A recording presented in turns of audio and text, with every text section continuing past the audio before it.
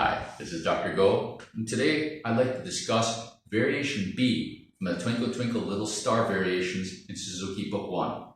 Now, this is easily the most difficult of the variations for young players, even a lot of intermediate players, because they tend to want to squeeze with the thumb. Yeah, whether they're afraid of dropping the bow or some other thing, maybe it's a control issue, they all tend to squeeze a lot. Now, I'll get back into that in just a little bit, but what is Variation B? Variation B, we all like to teach it in the upper portion of the bow with a pronated grip, teaching that push-pull in order to keep the bow straight at the tip. Okay, we'll cover all that in just a second again. But what is a pronated grip? Pronated grip is where you're leaning towards the index finger.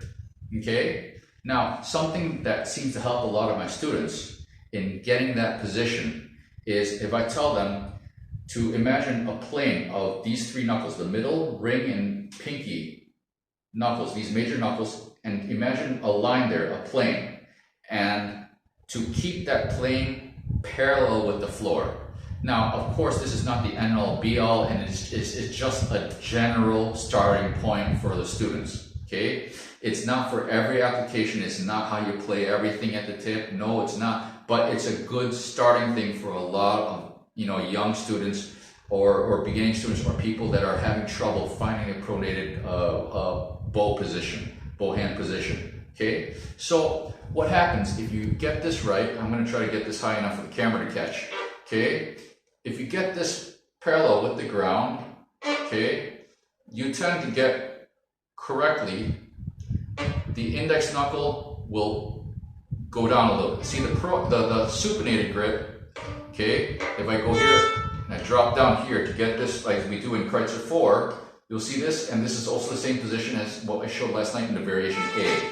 Okay, so variation B, we are using a pronated grip in the upper portion of the bow, okay, and we're using this arm motion in order to keep the bow straight at the tip, okay, a push-pull, if you will. And the way I like to teach it, and it seems to work for my students, and well, a lot of our students, is I talk about a center line from the nose to the belly button, the center line. And at first I teach them the down bow should go across the center line, the up bow, the elbow should go past the ribs, behind the ribs, should graze the ribs, go behind the ribs. And the reason why is a lot of young players, if they're very tense, they tend to all sorts of muscle, really too much muscle, too much effort in every which direction.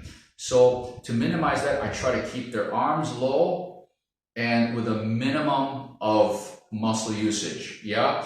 And the moment they try to raise it up, you're using, muscles up here that you just don't need to use, yeah? So try to keep this low to try to, teach them a relaxed feeling in there. They can expound upon it later on in life and get, much more proficient, but in the beginning, you just want them to use as little muscle as possible. So, variation B, okay? Doesn't matter whether I'm starting at the fingerboard, middle, or at the bridge. The end result is I want the bow to come to the bridge. So I'm going to start, just for argument's sake, right in the middle.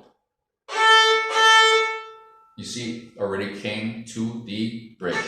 So what is variation B? I should demonstrate a little bit of this. It is basically this popcorn and candy variation. Okay, so it's this one.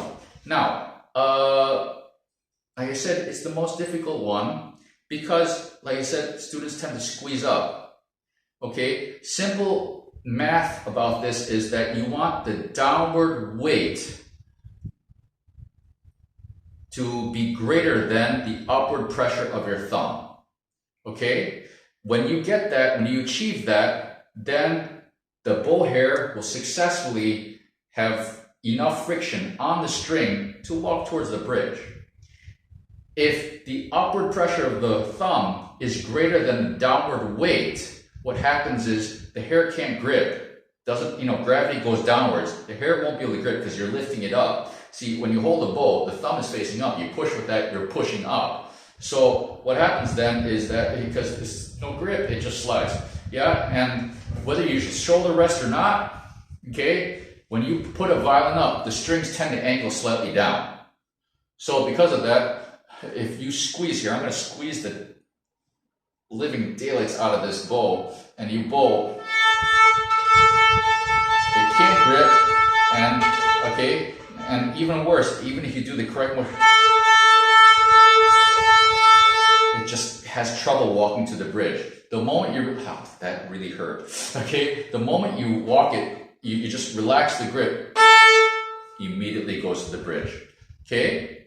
So, and the other thing is that, again, if there's too little downward weight, you tend to get the ponticello sound instead of a solid sound, okay? Same thing can be said if the bow is too crooked. Now, why do we have this? Okay, future applications, ramifications of this.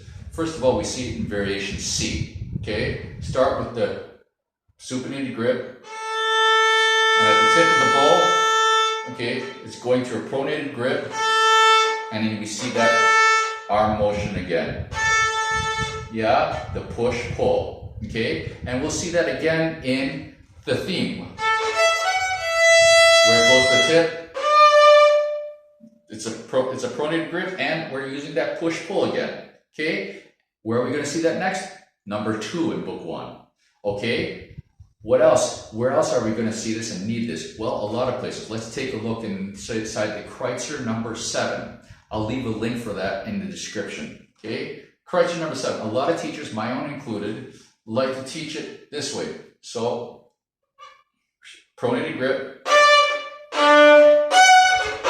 It's the same exact technique. The only difference is now we have bow change.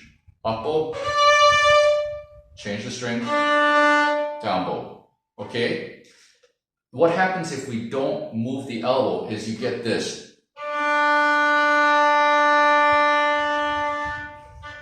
Look where the bow ends up. You have to move the elbow a bit. Try to keep that bow straight.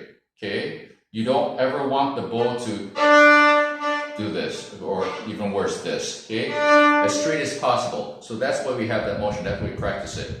Now, what are some other future applications? Anytime you have something singing where you use the whole bow, you're going to use this technique. And especially for producing a beautiful, loud, round, and not a pressed sound, but just a beautiful, round sound, you'll want to use this, okay? So even, let's say, meditation.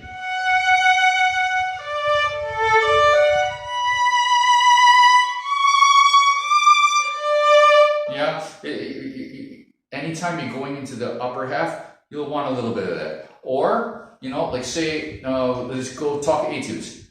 Ernst number 2, the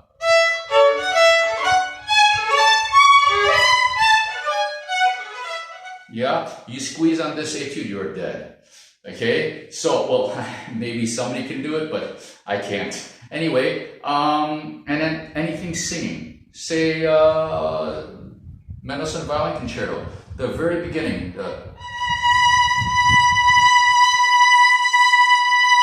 Okay, if you start this beat, you can just go home.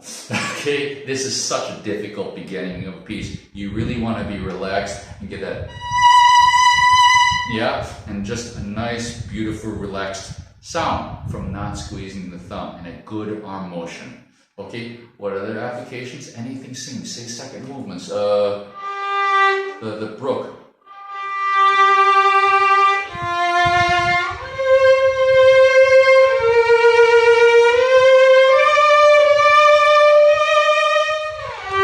Okay, so anything like this, you'll want that application. Okay, so variation B. I know it is very difficult, but so important, so worth it.